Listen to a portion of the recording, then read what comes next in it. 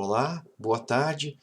Não sei que horas vocês estão assistindo esse vídeo, mas se for na hora da nossa aula mesmo, será boa tarde, porque a aula é de música no Brasil 2, a disciplina, e a aula acontece na quarta-feira, 13h30, né, campus de Curitiba 2 da Unespar, FAP, turma de licenciatura em música, mas pode ser que esse vídeo também seja assistido no segundo semestre pela turma de bacharelado em música popular, que também vai ter a mesma disciplina. Hoje eu vou apresentar a disciplina, apresentar o plano de ensino, falar sobre questões teórico-metodológicas que envolvem o assunto, provocar algumas reflexões. Normalmente as nossas aulas vão ser síncronas, eu vou estar com vocês numa ferramenta, né, o Google Meet ou outra equivalente, mas nesse semestre, primeiro semestre de 2021, a gente está usando o Google Meet. Normalmente nas aulas, então, a gente vai estar juntos, né, conversando sobre os assuntos da disciplina, mas hoje especificamente eu estou participando de uma atividade no mestrado em música da Unespar, estou participando da discussão de um projeto, e aí eu fiz essa atividade assíncrona, né? Estou gravando o conteúdo da aula e depois vocês vão assistir esse vídeo e vou propor uma atividade para vocês interagirem com esse conteúdo, para a gente poder fazer alguma reflexão aí, né, e eu ter um retorno também da participação de vocês. Então, vamos lá, eu vou começar mostrando o plano de ensino e depois eu vou falar de outras questões mais específicas. Então, esse aqui é o arquivo do nosso plano de ensino. Os planos de ensino da Unespar são aprovados, né, em colegiado de curso, então esse plano de ensino da turma da licenciatura em música foi aprovado pelo colegiado. Pode ser que esse vídeo seja assistido pela turma de bacharelado em música popular em outro semestre, e aí os planos de ensino são semelhantes, né, ou tem a especificidade de cada curso, mas o conteúdo da disciplina é o mesmo. A disciplina foi pensada, né, quando a gente fez a última reforma curricular, a gente pensou disciplinas em comum nos cursos, né, foram combinadas, então dá para dizer que basicamente é a mesma disciplina, com apenas a especificidade de cada curso. Então aqui, né, tem as informações básicas da disciplina, esse arquivo vai estar disponível para vocês. A ementa da disciplina é Música no Brasil Republicano até 1950, então a grosso modo a gente vai estudar o assunto seria a história da música no Brasil, né, nesse período que vai aí do fim do Império, né, 1889, Proclamação da República, até por volta de 1950, que depois a gente vai comentar um pouquinho mais, é um período que tem características muito importantes, né, que fazem com que a gente possa estudar num bloco aí como um período histórico com certas coerências, né, que a gente vai analisar. Objetivos da nossa disciplina. Pensar o surgimento do Brasil republicano no contexto de uma mudança autoritária de regime e os dilemas de como a produção musical se fez num contexto de concentração de poder, invisibilização política das classes populares e ao mesmo tempo em que novos meios de comunicação lhes ampliavam a participação na produção cultural. Os novos meios de comunicação mencionados aqui nesses objetivos são basicamente a invenção do fonograma, que começa a ser usado industrialmente no Brasil em 1902. E a questão aí da mudança de regime político, né, e o período que a gente chama de República Velha, que é um período caracterizado por um elitismo muito forte, uma concentração de poder, uma diminuição de participação eleitoral, e não existe relação mecânica entre a história política e a vida cultural do país, mas tem uma série de questões que a gente vê espelhadas aí ou representadas na dinâmica da vida cultural no Brasil e da produção musical, né? O fato é que a gente vai estudar uma produção musical bastante elitista, focada nos teatros, como o Teatro Municipal do Rio de Janeiro, Teatro Municipal de São Paulo, né, que são espaços de elite para ouvir música inspirada no modelo europeu, de música de concerto, sinfonia, ópera, né, mas isso é destinado a um público muito restrito, né, uma música feita para exibição das elites, digamos assim, e ao mesmo tempo você tem o desenvolvimento de uma música muito rica, que a gente poderia classificar como música popular, mas é uma classificação também bastante complicada para esse período, mas a gente vai estudar aí o que eu vou explicar depois no decorrer do curso, que a gente chama de república musical, né, e o avesso dessa república aí, né, que é um projeto de música de concerto, né, música que a gente chamaria de erudita ou clássica, e um projeto, a existência de uma música popular muito dinâmica, que na verdade não se pensa como projeto, né, como a gente vai discutir aí na disciplina. Então, isso é uma coisa que a gente vai estudar bastante aí, esse período da chamada República Velha, com suas características, né, políticas e culturais. Outro objetivo: conhecer os estudos sobre música no Brasil, calcados nas relações entre produções das áreas de música, história e ciências humanas. Né?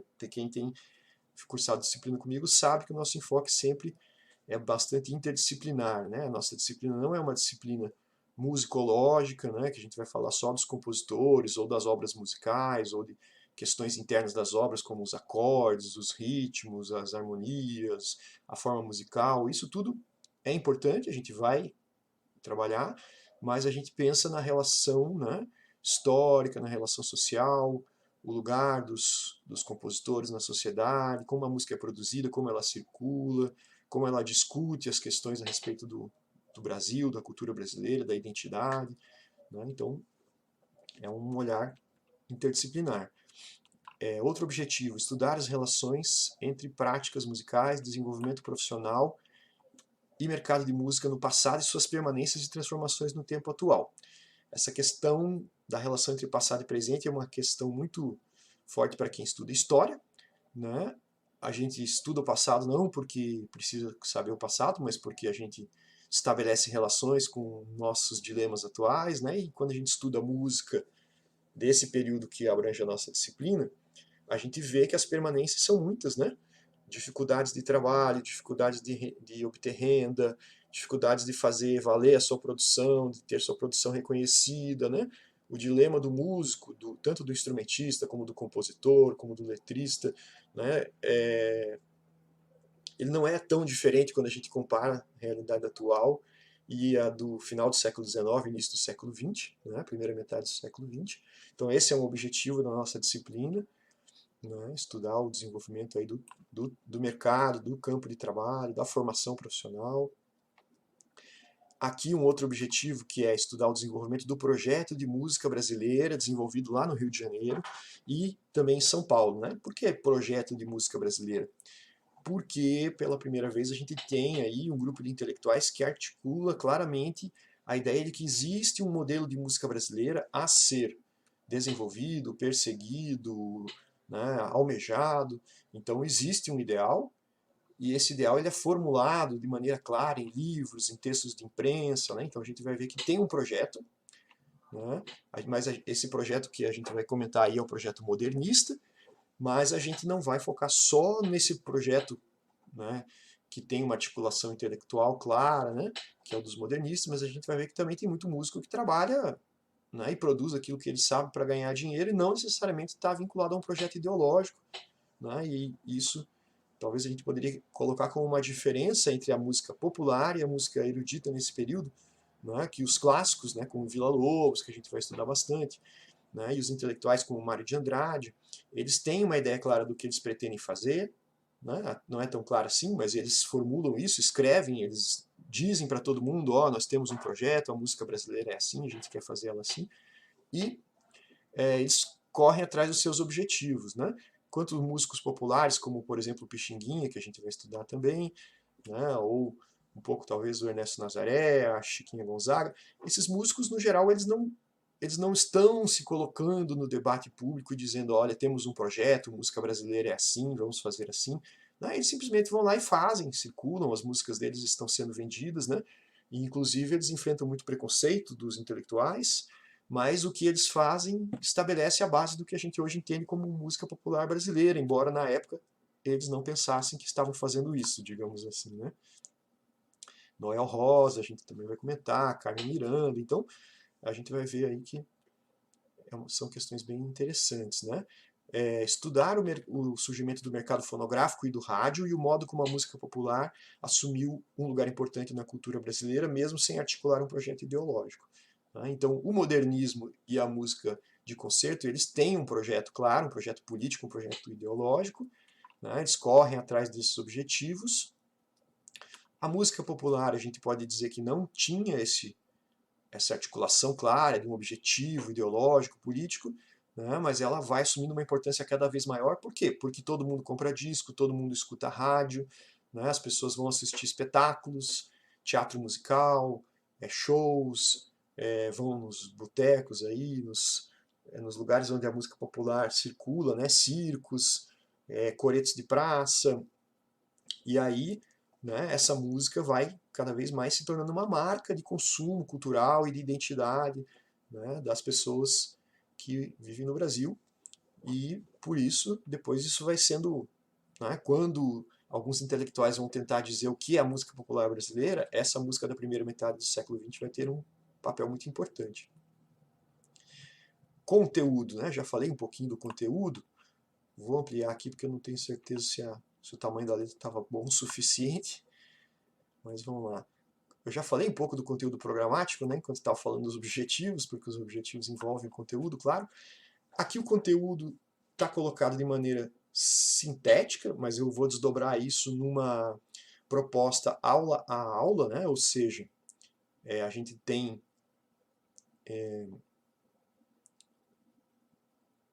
34 horas a aula da disciplina, 17 dias de aula, né, com 2 horas em cada dia, mas eu vou fazer um arquivo com essa discriminação, qual é o assunto que a gente estuda em cada aula, depois a gente vai desdobrar melhor cada tema. Mas aqui estão as linhas gerais, né? Primeiro, a gente vai falar do que a gente chama aí, tem um estudioso que chama de a República Musical, né? O Avelino Romero Pereira, autor de um livro sobre Alberto Nepomuceno. Ele fala em República Musical, que seria o grupo dos músicos, dos artistas aí vinculados ao projeto de substituição dos modelos institucionais da monarquia e criação de novos modelos, né? O principal exemplo que a gente vai estudar é como o Conservatório Imperial, Conservatório de Música, do tempo do Império, se transformou em Instituto Nacional de Música, uma instituição imperial, se tornou uma instituição republicana. Então isso a gente vai estudar, né? Faz parte aí do que o Avelino Romero Pereira chamou de República Musical, que é um termo que eu acho muito interessante, um conceito muito importante para a gente estudar.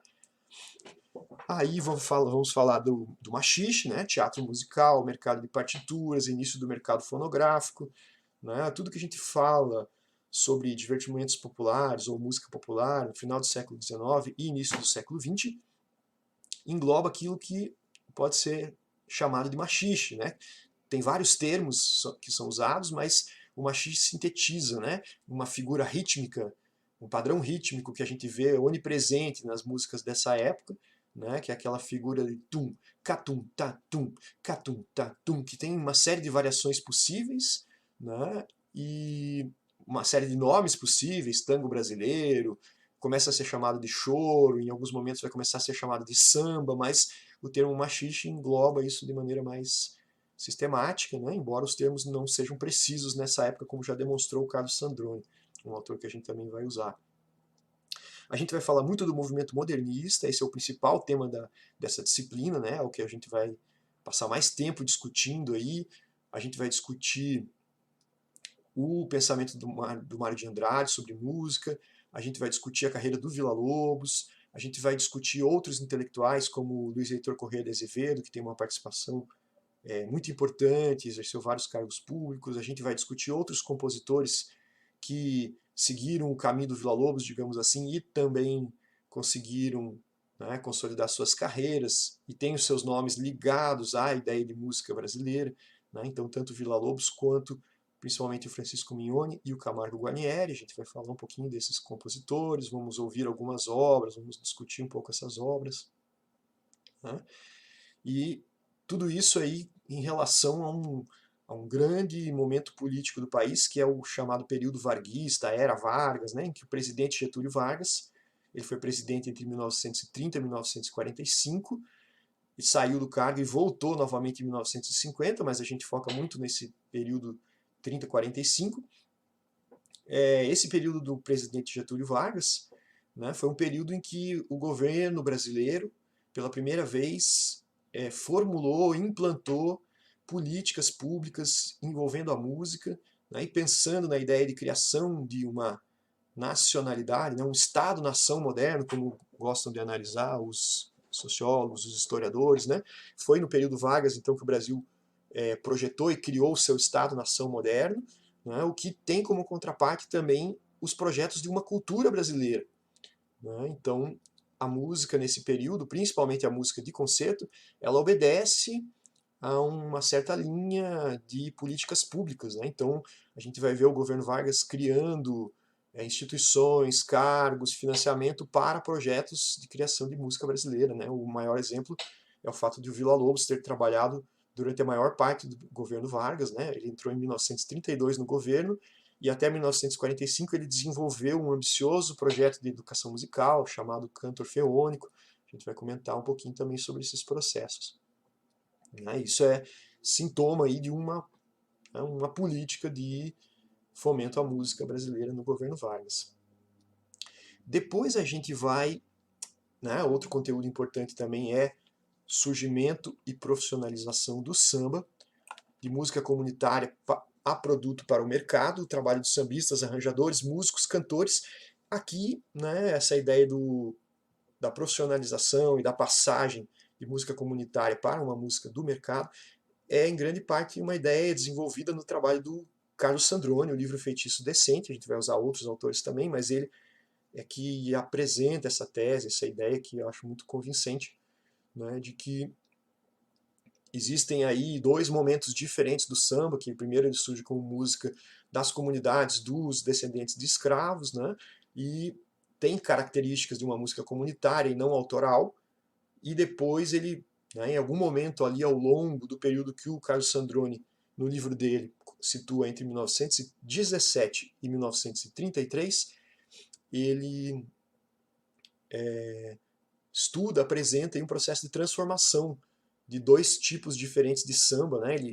A gente vai estudar isso mais de perto na aula específica, mas ele fala em samba baiano carioca e depois ele fala em samba do Estácio, e esses dois modelos de samba, que correspondem também a um modelo rítmico específico para cada tipo, também representam maneiras diferentes como o samba ou a música popular se insere na relação entre autor, público. Né? Então isso são coisas muito interessantes para a gente acompanhar aí, é um assunto da nossa disciplina.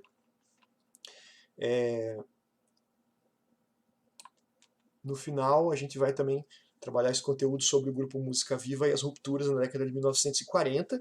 Né? São músicos que vieram com o projeto de uso da técnica dodecafônica de composição e também procuraram incorporar elementos da música popular brasileira. Né? Começaram a defender um novo tipo de incorporação da música popular na sua produção, né? Que depois a gente vai ver que vai ter uma importância muito grande nos desdobramentos da segunda metade do século XX.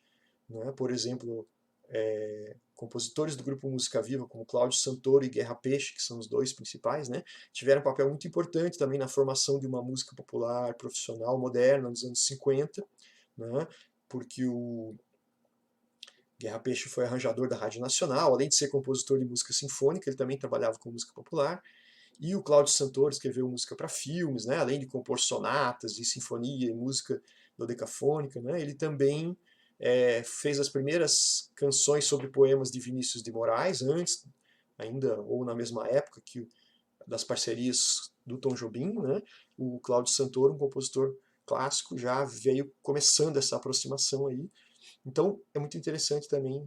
Depois a gente vai estudar como existe uma transição aí entre o modernismo na música de concerto, né, e o surgimento de uma música popular moderna dos anos 50. Na verdade, isso é um assunto mais da próxima disciplina de Música no Brasil 3, mas o grupo Música Viva, que a gente vai estudar aqui nessa disciplina, vai ter um papel bem importante. Metodologia de ensino.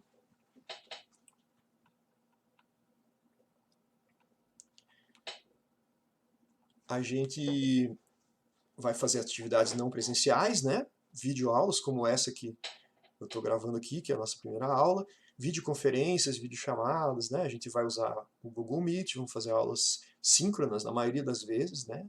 Exceto em alguns momentos bem específicos aí que eu vou deixar material pré-gravado ou atividades, as nossas aulas serão mesmo juntos aí na videochamada, né? Daí vocês sabem que eu falo demais, mas vocês podem participar, interagir, né? Uma coisa que hoje não está acontecendo, porque vocês não estão aqui presentes na minha exposição, né? Mas na maioria das vezes a gente vai fazer assim, vamos estar aí no Google Meet juntos, eu vou expondo as questões e vocês também já vão comentando, discutindo, né? Trazendo o aporte de vocês. Vocês sabem que minhas aulas são muito expositivas, eu falo bastante, né? Acho que, não sei, aula de história, né? Assuntos, conteúdos históricos assim tendem a ser muito assim mesmo, né? Mas vocês sabem que a participação de vocês é muito necessária, bem-vinda e importante, né? De vez em quando vocês vão ver que eu vou ficar perguntando um pouco, só para ver se vocês estão acordados aí, a gente fica né, separado pela tela, então é bom que vocês estejam sempre participando, isso inclusive faz parte das avaliações, né? Uma questão importante da metodologia é que as aulas dialogam muito com a bibliografia, como vocês já começaram a ver nessa minha exposição aqui, do plano de ensino, né? Eu já falei dos autores que fundamentam, né? Então as coisas a gente não tira assim de lugares aleatórios, né? Os conteúdos da aula são formados a partir dos pesquisadores que estudam esse assunto, né? Isso é uma coisa interessante da gente pensar. Eu sou professor de uma disciplina que abrange muitos conteúdos, mas eu não sou o pesquisador que produziu todos esses conhecimentos, né?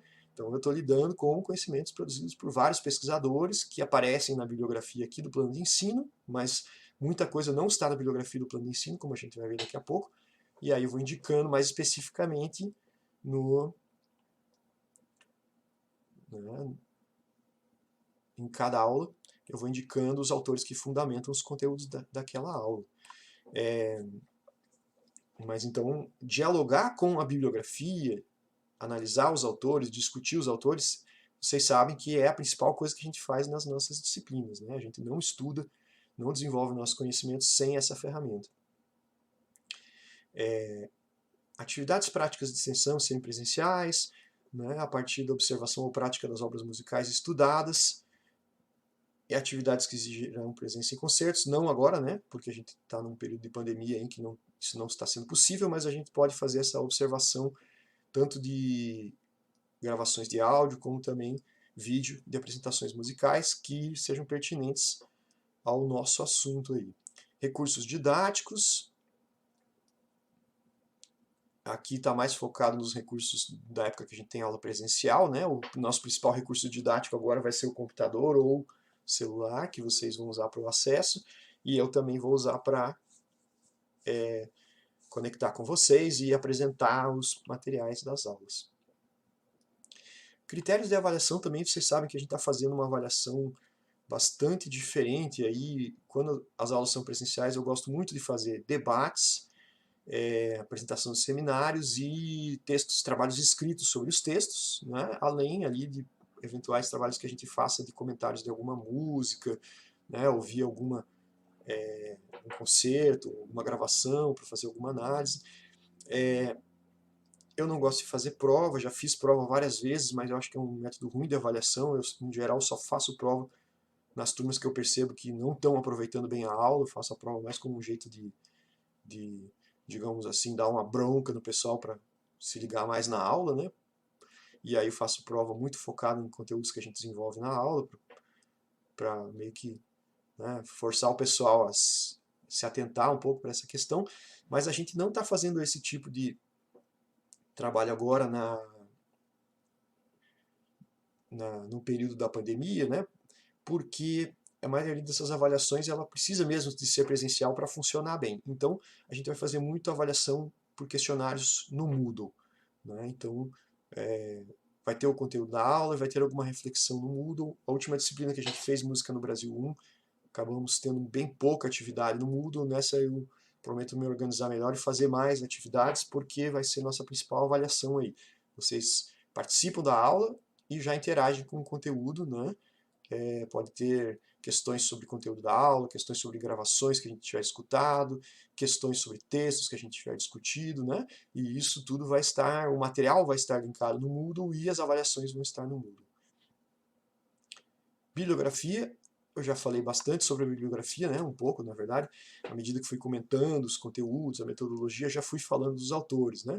Aqui, é claro, não, essa bibliografia está longe de ser exaustiva, ela é só uma bibliografia básica, né, que são aqueles livros principais nos quais a gente tem o conteúdo da disciplina mais completo, digamos assim. Eu coloquei 3 aqui. Um livro que eu organizei, Música, Cultura e Sociedade, Dilemas do Moderno. É um livro que tem textos de vários autores. Alguns são professores do grupo de pesquisa da Unespar, Música, Cultura e Sociedade, tem esse mesmo nome do livro.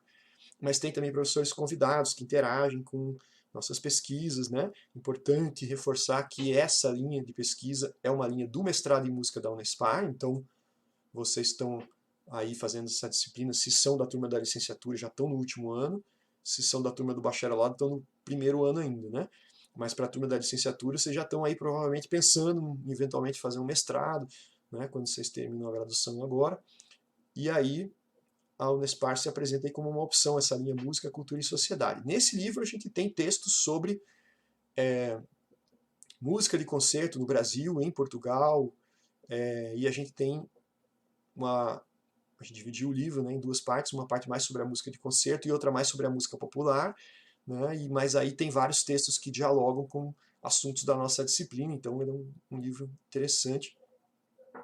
O livro do Carlos Sandrone, Feitiço Decente, ele é um livro bem básico para a nossa disciplina, porque ele é sobre samba entre 1917 e 33, mas vocês já sabem que ele também fala sobre modinhas e machiches, porque a gente já estudou lá no Música no Brasil 1, né? E então ele é o único livro que chega mais perto de desenvolver um conteúdo assim abrangente da disciplina, né? Mas ele não fala de música de concerto.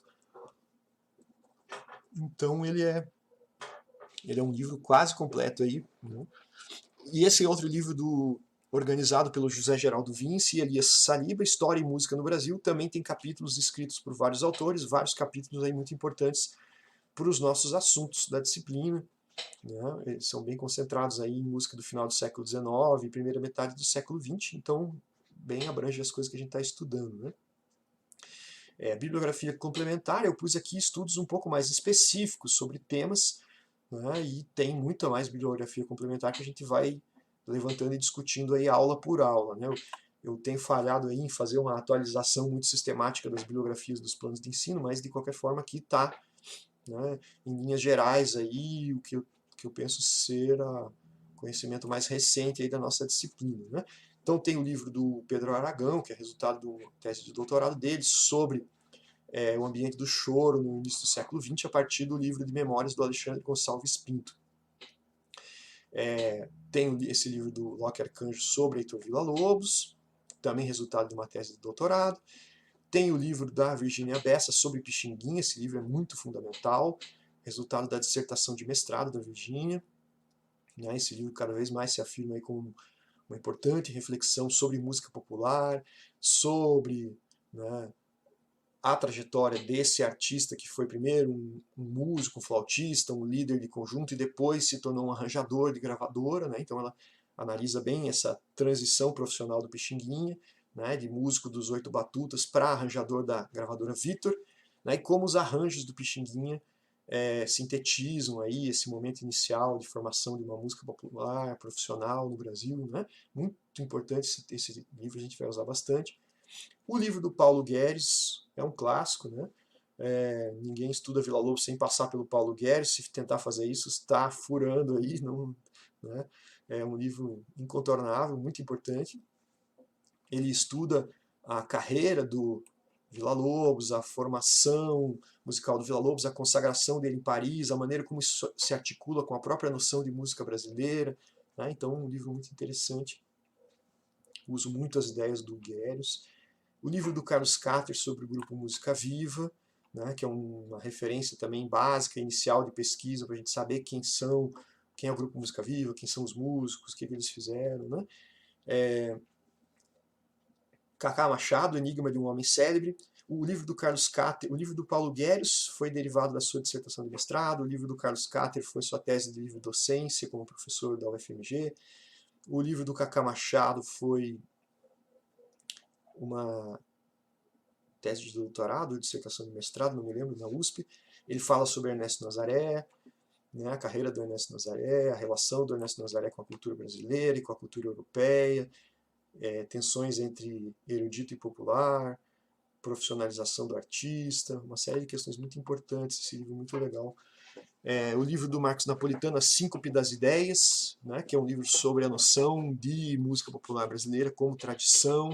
Né, o livro do Marcos Napolitano ele tem um peso maior nos anos 50, 60, 70, mas ele também fala muito desse período que a gente estuda aqui na nossa disciplina. Então, um livro interessante para o nosso curso. O livro do Avelino Romero Pereira eu já citei, né? Ele que criou o conceito de república musical. Né? O livro é sobre o Alberto Nepomuceno, mas ele fala sobre outros personagens como Leopoldo Miguel, Henrique Oswald, Francisco Braga, que são os compositores que formam essa chamada república musical. Né? Foram compositores muito atuantes, como professores do Instituto Nacional de Música, como compositores, como regentes, como pianista, né? Então, e o Leopoldo Miguel até como empresário também, dono de uma loja de música. Né? Então, eles são personagens muito importantes aí nesse período que a gente vai estudar. Luiz Tati, O Século da Canção, um livro interessantíssimo do Tati, que justamente analisa o surgimento do modelo de canção popular. Né, ele fala da canção popular como o produto cultural mais importante do século, por isso ele chama o século XX de O Século da Canção. Né, e ele tem alguns capítulos que explicam como essa forma cultural, né, a canção popular, se articula em torno do fonograma e de um cantar que se aproxima da fala cotidiana da população comum. Né? Então, o Luiz Tati, eu considero que é o primeiro autor universitário a escutar aquelas gravações da Casa Edison, cantores como Eduardo das Neves, e atribuir um valor estético àquela obra, né? Que geralmente era vista como uma obra de má qualidade, uma música muito simplória. O Luiz Tati ele dá um outro enfoque para isso, né? É o primeiro a escrever realmente valorizando essa produção, aí, analisando, né? Fazendo um estudo acadêmico sobre isso. Então, um trabalho muito bom do Luiz Tati, muito importante. José Ramos Tinhorão, um historiador que é muito polêmico, né, que deve ser lido com os devidos cuidados, mas precisa ser lido.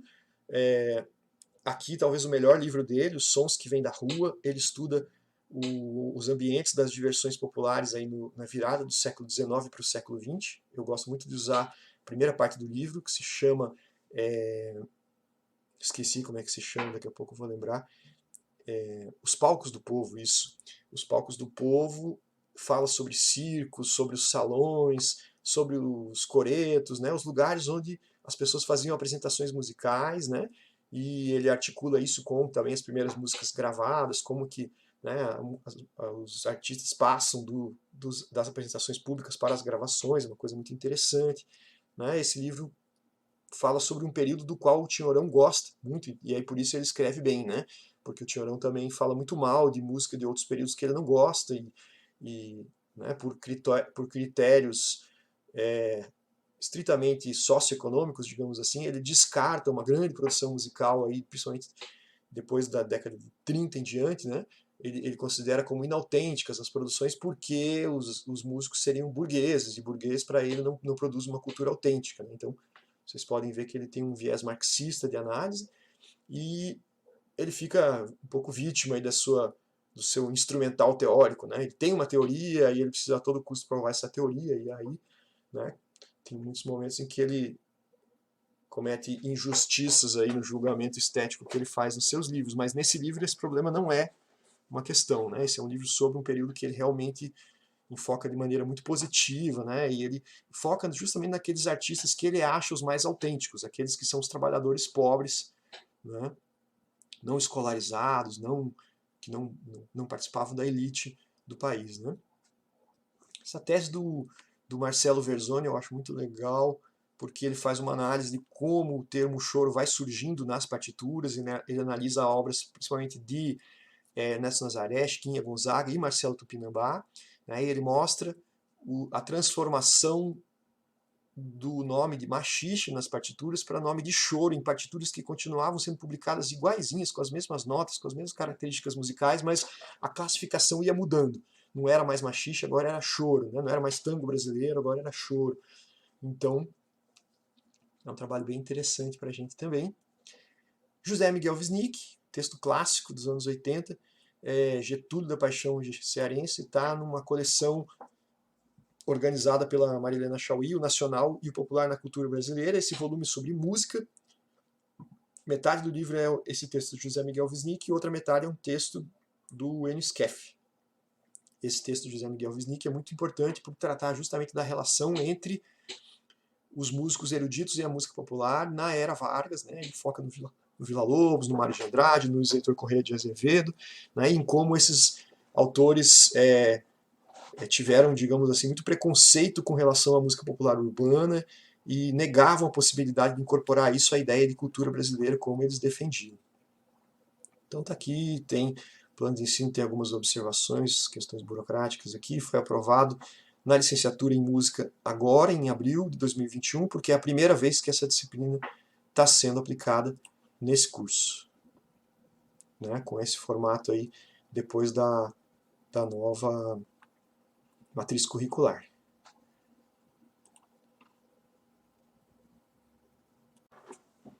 Uma última coisa que eu acho que eu preciso explicar sobre a disciplina, bom, quem é esse professor, né? O que eu tenho a ver com esse assunto aí da matéria?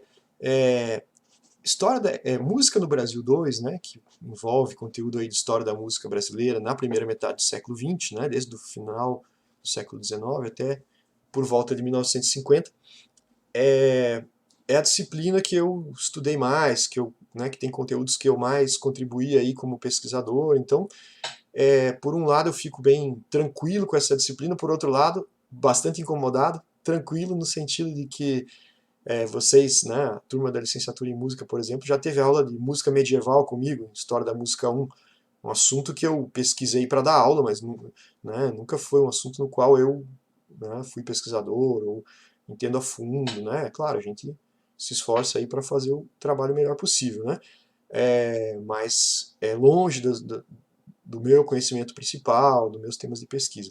Música no Brasil 2 não, né? Música no Brasil 2 é o assunto, né? Minhas pesquisas têm muito a ver com modernismo, com década de 20, 30, 40, 50 um pouquinho também, né? Era Vargas. Então, os conteúdos que eu pesquisei no mestrado, no doutorado, em parte das pesquisas que eu fiz depois do doutorado, eles estão muito contemplados nessa disciplina. Então, nesse sentido é que eu me sinto muito à vontade, eu dou aula de assuntos que eu conheço mais a fundo, estudo mais, né?